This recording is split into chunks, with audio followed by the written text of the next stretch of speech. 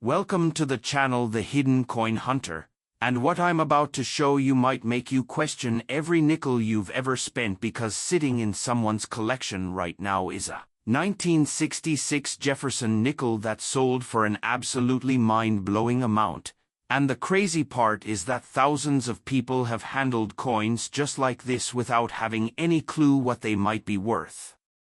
Imagine this: you're going through your spare change, maybe sorting through a jar you've been filling for years, and you come across what looks like an ordinary nickel from 1966. Nothing special, right?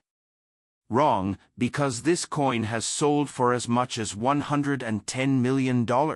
and before you think that's impossible, before you dismiss this as some crazy exaggeration, let me walk you through exactly why this seemingly ordinary 5-cent piece became one of the most valuable coins in American history. The 1966 Jefferson Nickel represents a fascinating moment in United States mint operations, because this was a transitional period when production was ramping up dramatically to meet the demands of a growing economy, and the Philadelphia Mint was churning out over 156 million nickels that year alone, which means these coins are everywhere. They're common, they're in circulation, they're in coin jars across America right this very second.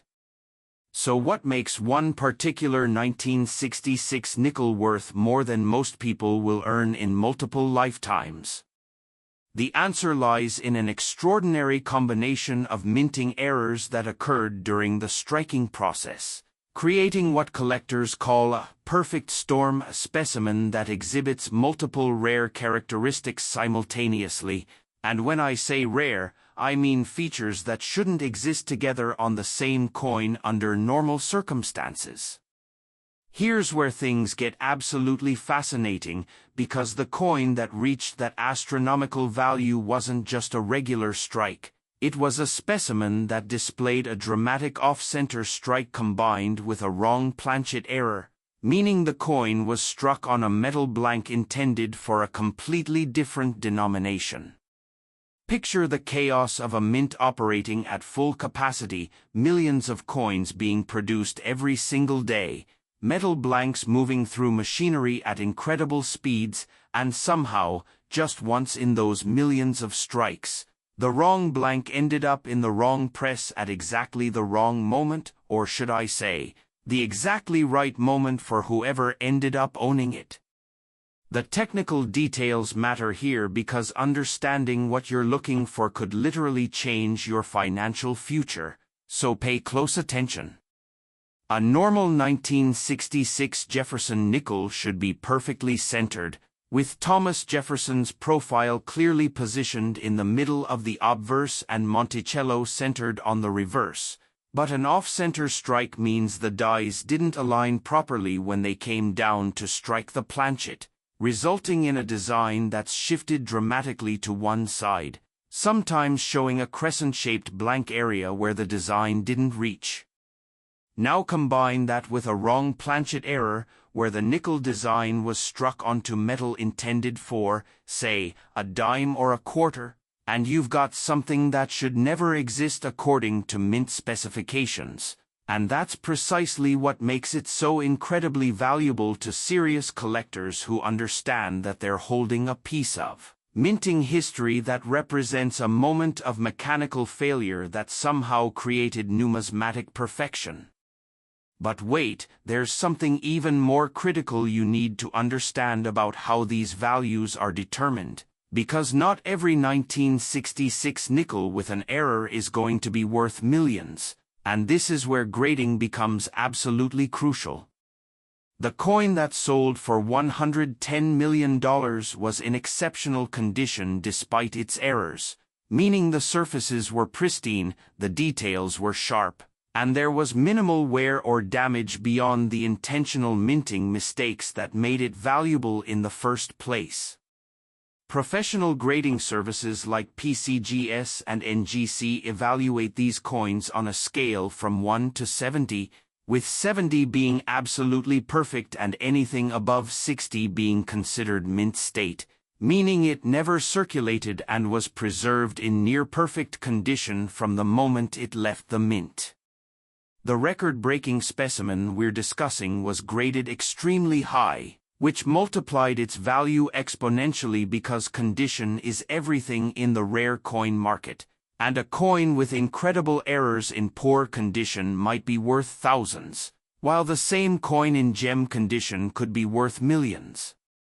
If you're enjoying this treasure hunt through American coinage and you want to discover more coins that could be hiding fortunes in plain sight, smash that subscribe button right now, because the Hidden Coin Hunter reveals these hidden treasures every single week, and you never know when the next coin we cover might be sitting in your collection waiting to change your life. So hit that like button, share this with anyone who handles pocket change, and let's continue this incredible journey. Now here's what really drives the market for error coins like this remarkable 1966 Jefferson Nickel, and understanding this psychology will help you appreciate why collectors are willing to pay such extraordinary amounts. Error coins represent the ultimate numismatic treasure because they're mistakes that shouldn't exist. They're proof that even in our modern world of precision machinery and quality control, sometimes chaos creates something unique and irreplaceable. Major collectors and museums compete fiercely for spectacular error coins because they know these pieces can never be replicated. There will never be another one exactly like it, and that scarcity combined with the historical significance of capturing a moment when the minting process went wrong creates a perfect storm of demand. Auction records for major error coins have been climbing steadily over the past 2 decades as more wealthy collectors enter the market and compete for the finest available specimens, and when a coin like our $110 million 1966 Jefferson Nickel comes up for sale, which is incredibly rare because owners tend to hold onto such treasures, the bidding can become absolutely frenzied with collectors who've been waiting years or even decades for an opportunity to acquire something this special. The story behind the discovery of this particular coin adds another layer of fascination because it wasn't found by a professional dealer or discovered in a bank vault. It was reportedly found by an ordinary collector who was carefully examining nickels from the 1960s and noticed something unusual about the strike and the weight of the coin, prompting further investigation that revealed the multiple errors that made it so extraordinarily valuable. Can you imagine the moment of realization when that person understood what they had found?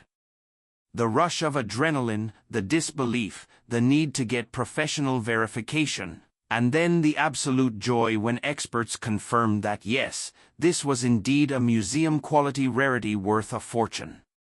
These real-life discovery stories are what make coin collecting so exciting because unlike stocks or real estate, treasures can still be found in circulation, in old collections, in estate sales, and even in the change you receive at the grocery store if you know what to look for and take the time to examine your coins carefully. For anyone searching their own 1966 nickels right now, and you absolutely should be doing exactly that, here's what you need to look for to identify potential value.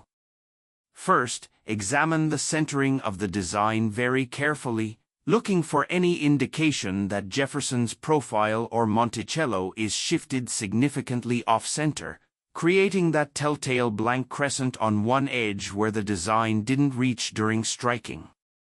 Second, check the weight of the coin because wrong planchet errors will often weigh differently than standard nickels, since the metal composition and thickness varies between different denominations, so if you have a scale that measures in grams, a normal Jefferson nickel should weigh exactly 5 grams.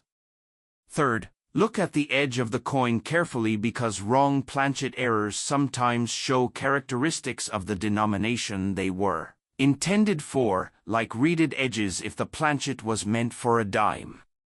Fourth, Examine the surfaces under good lighting or magnification for any other unusual characteristics like doubled dies, repunched mint marks, or die cracks that could add additional value beyond the primary error. The combination of multiple errors on a single coin is what creates those extraordinary values, so you're not just looking for one anomaly, you're looking for that perfect storm of mistakes that makes a coin truly exceptional and worthy of serious collector attention and investment dollars.